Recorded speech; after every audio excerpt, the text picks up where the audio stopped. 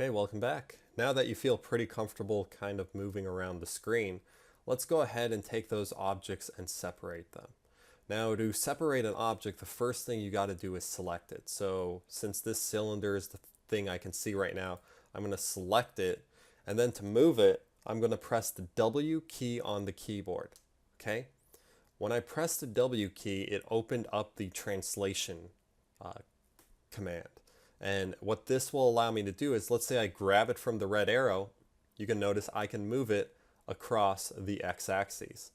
Alternatively, I could grab it on the blue arrow, move it across the z, or the green arrow and move it across the y. Okay, so that's how you kind of move things up and down, left and right, so on and so forth. If you want to have a more wide variety of movement, you can also hold on these squares, and that will allow you to move things in two different axes depending on their location.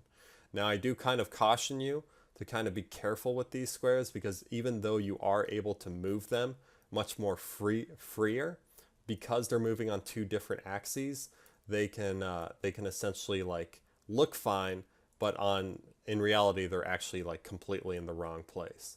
So I'll kind of delve more deeper into that. But for now, what I'd recommend doing is just kind of practicing with the arrows. So I could click on this, notice that those movement commands are still available, and I can move that sphere, I can move that sphere, I can select that, and I can move that cube. So I was able to separate all the objects pretty quickly, pretty easily. Okay, so that's just the W key. Okay, that's when you want to translate something. Now, if you press the E key, what that's going to allow you to do is rotate an object. So you got three different rotations on this object. Let's say I rotated it here. You'll notice I'm rotating it across the X, and I'm just clicking and holding that left click on the mouse if you're wondering.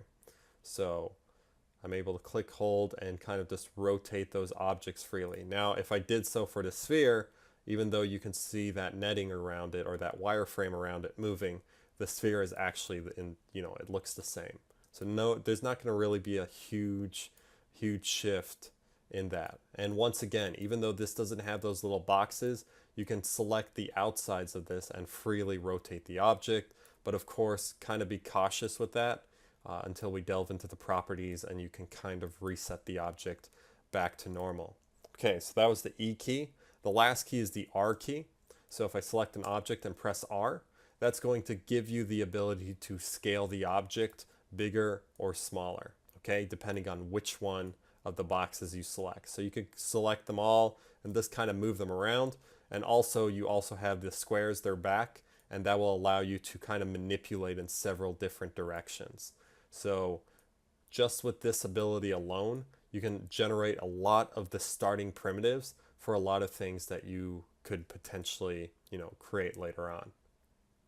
Okay? So what I want you to do is just get some practice manipulating objects until you feel comfortable. Yeah.